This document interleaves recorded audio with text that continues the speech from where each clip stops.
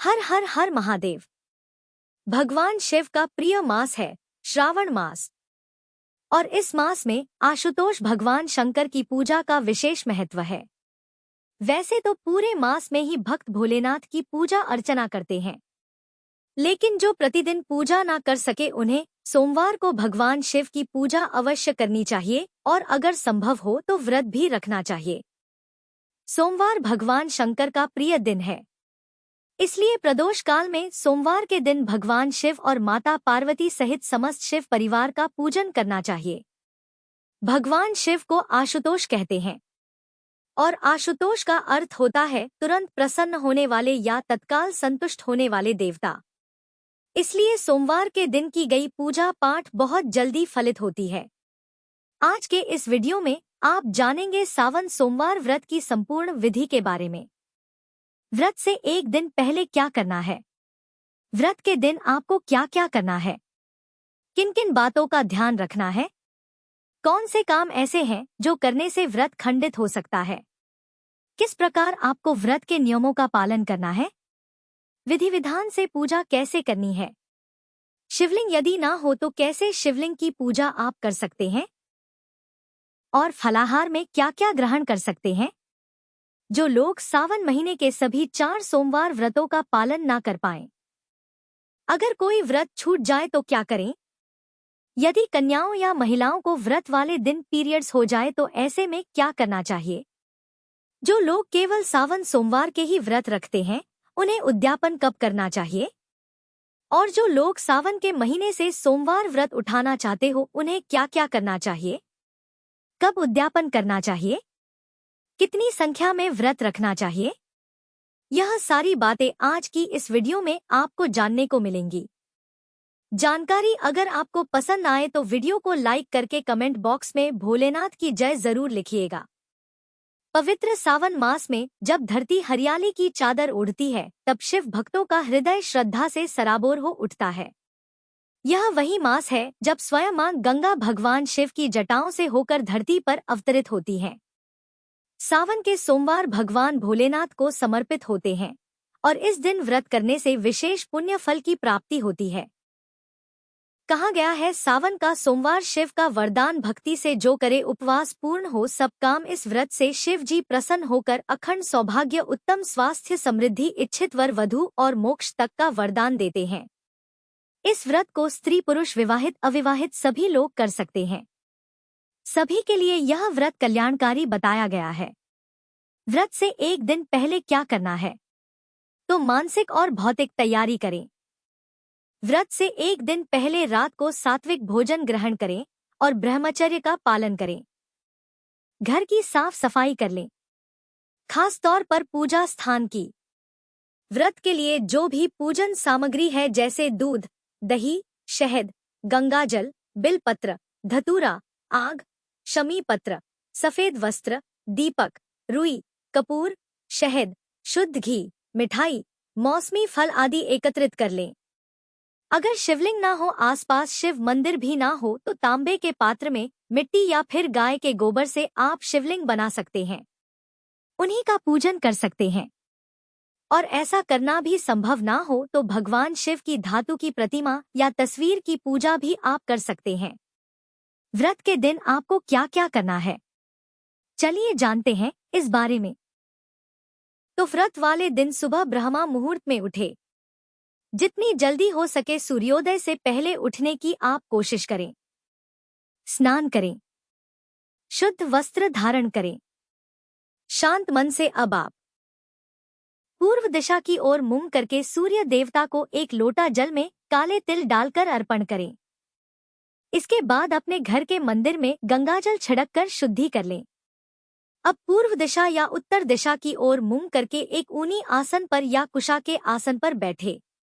अब दाहिने हाथ में थोड़े से अक्षत, जल और बिल्वपत्र लेकर व्रत का संकल्प लें। संकल्प मंत्र आपको इस प्रकार सच्चे मन से बोलना है या इस प्रकार से कहना है कि ओम विष्णु रूपाय नमः, ओम नमः शिवाय। आज सावन मास के पवित्र सोमवार को मैं फल, फूल, जप, तप, उपवास द्वारा भगवान शिव का पूजन करूंगी या पूजन करूंगा। मेरी यह पूजा निष्काम भाव से हो। हे भोलेनाथ, मेरे द्वारा रखे गए व्रत उपवासों को आप स्वीकार कीजिएगा। व्रत के दौरान यदि कोई गलती हो जाए तो अपने वात्सल्य से उसे क्षमा कीजिएगा। संकल्प लेते समय अपने ऊपर थोड़ा गंगाजल या शुद्ध जल छिड़के और हाथ में जल, पुष्प, अक्षत और बिल पत्र लेकर संकल्प करें। संकल्प करने के बाद आप संकल्पित जल को धरती पर छोड़ दें। अब आपको आचमनी शुद्धि और स्तुति करनी है। ध्यान मुद्रा में बैठकर सबसे पहले आसन शुद्ध कर लें। फिर पृथ्वी देवी भूमि को स्पर्श करें। मन से क्षमा मांगे कि मैं आप पर बैठ रहा हूं या बैठ रही हूं। ओम पृथ्वी नमः। इसके बाद आचमनी करनी है। जब हम स्नान करते हैं तो हमारा शरीर पवित्र हो जाता है, लेकिन आचमनी करने से हम मन, वचन और कर्म से भी शुद्ध हो जाते हैं और भोलेनाथ की भक्ति या फिर उपवास के लिए तैयार हो जाते हैं। अगर आचमनी पात्र हो तो आचमनी पात्र से नहीं तो शुद्ध जल के लोटे से, चम्मच से आप अपने बाएं हाथ से दाहिने हाथ में थोड़ा सा चल लें और इस प्रकार से कहें, ओम अपवित्रो पवित्रो वा सर्वावस्थाम गतो अपीवा यह स्मरेत पुंडरिकाक्षम स बाह्याभ्यन शुचः। इस प्रकार से करने पर हमारा अंतर्मन भी शुद्ध हो जाता है। आप सबसे पहले भगवान शिव की स्तुति करें, ध्यान करें। ओम नमः शिवाय शताय करुणावतारण पशुनाम पतितुभ्यम गौरीशाय नमो नमः या फिर महामृत्युंजय मंत्र का जाप कर सकते हैं। अब आपको पूजा करनी है।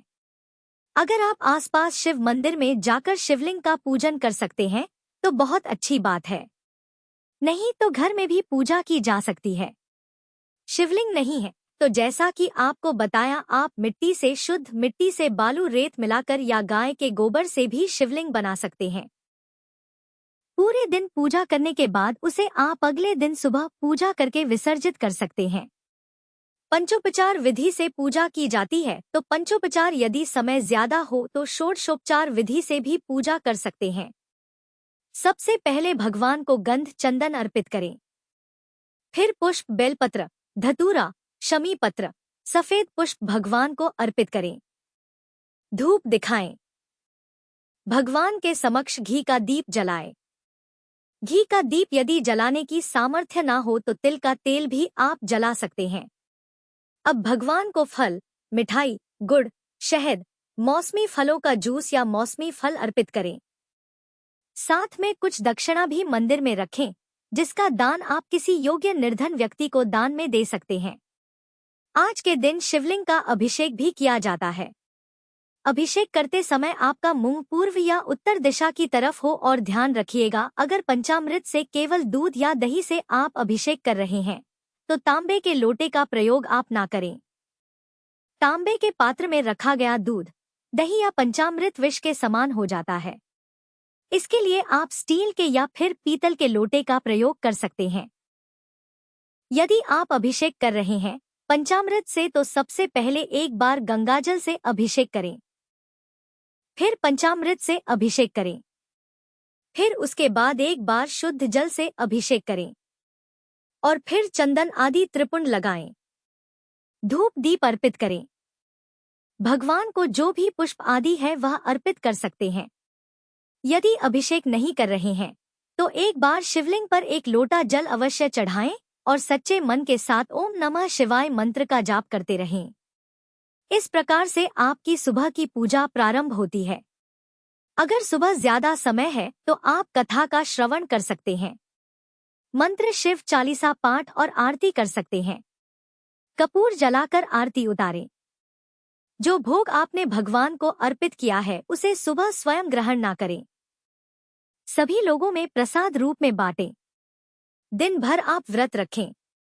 यदि सुबह कम समय है तो केवल आप सुबह संकल्प लेकर और आरती करके व्रत प्रारंभ कर सकते हैं, लेकिन शाम को सूर्यास्त के 45 मिनट पहले और 45 मिनट बाद का जो समय प्रदोष काल का होता है उस समय विधि विधान से पूजा अवश्य करें।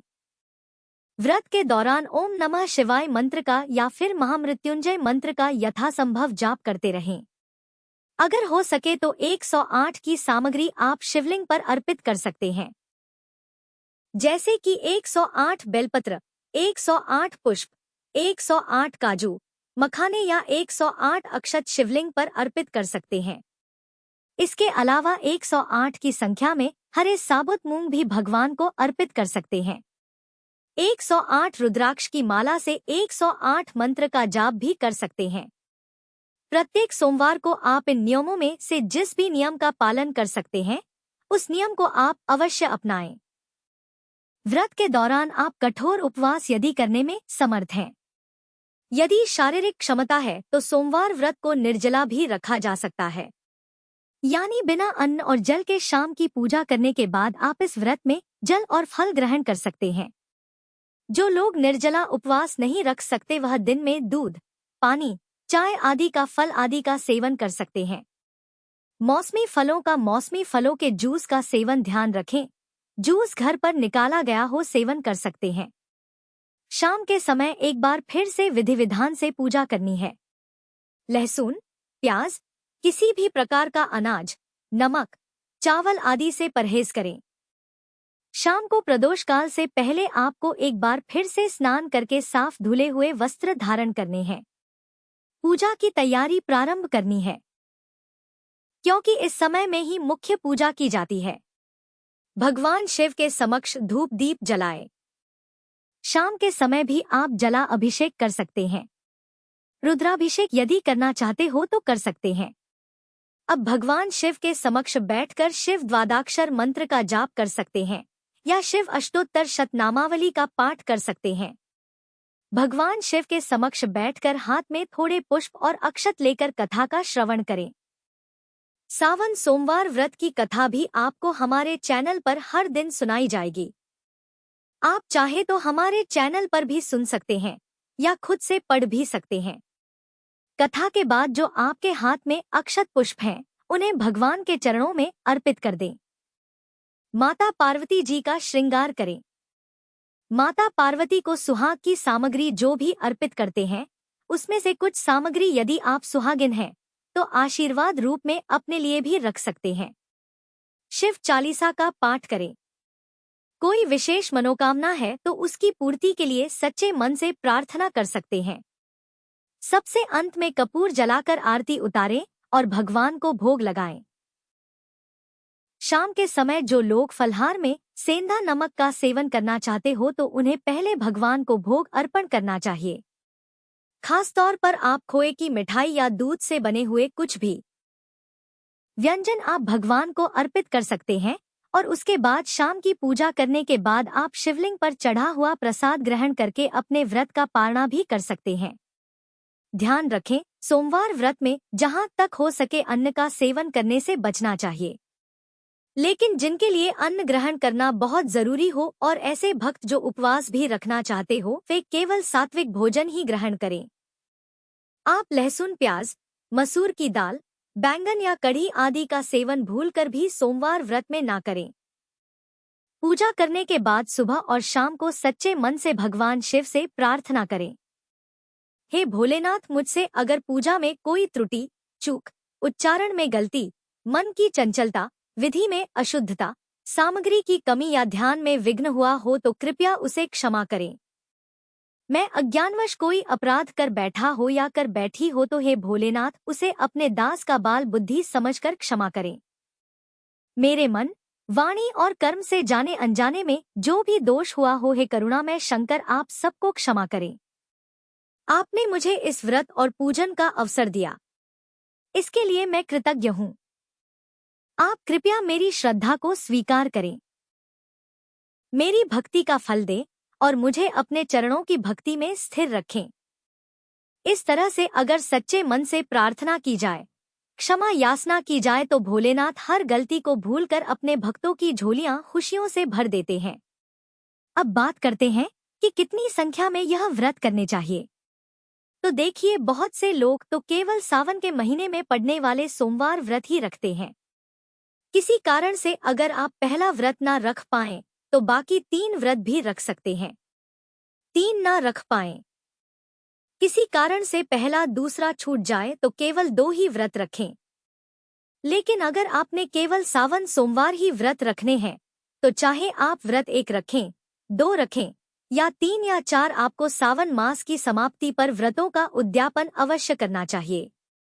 जो भी अंतिम सोमवार होता है उसमें पूरा दिन उपवास रखने के बाद शाम को प्रदोष काल में पूजा करके व्रत का उद्यापन कर सकते हैं।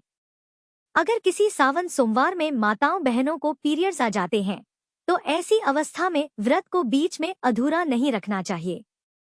व्रत तो आपको रखना चाहिए, लेकिन उस व्रत को गिनती में नहीं गिना जाएगा और आप व्रत के सभी नियमों का पालन करें। बस मानसिक रूप से पूजा करें। मोबाइल आदि के माध्यम से कथा श्रवण कर सकते हैं, मंत्र जाप कर सकते हैं, दूसरे के हाथ से प्रसाद भी ग्रहण आप कर सकते हैं। स्वयं से पूजा नहीं करनी चाहिए। बहुत से श्रद्धालु सावन के महीने से 16 सोमवार व्रत भी प्रारंभ करते हैं। तो आपके मन में एक प्रश्न जरूर आता है, खास तौर पर माताओं बहनों को, कि किसी कारण से अगर आपका कोई सावन सोमवार व्रत छूट जाए या 16 सोमवार का आपने संकल्प लिया है, कोई व्रत आपका गलती से टूट जाए, आप ना रख पाए उस दिन व्रत या पीरियड्स के कारण व्रत ना रख पाए, आप यदि घर से बाहर हो, तो क्या ऐसी स्थिति में आपका वह व्रत खंडित माना जाएगा? तो देखिए, कभी भी अगर ऐसा होता है कि आप किसी सोमवार व्रत ना रख पाए तो उससे अगले सोमवार को व्रत अवश्य रखें। व्रतों की संख्या 16 ही होनी चाहिए। जब आप व्रत का उद्यापन करें तो जितने व्रत आप नहीं रख पाए हैं उतने व्रत आपको एक्स्ट्रा रखकर फिर व्रतों का उद्यापन करना चाहिए।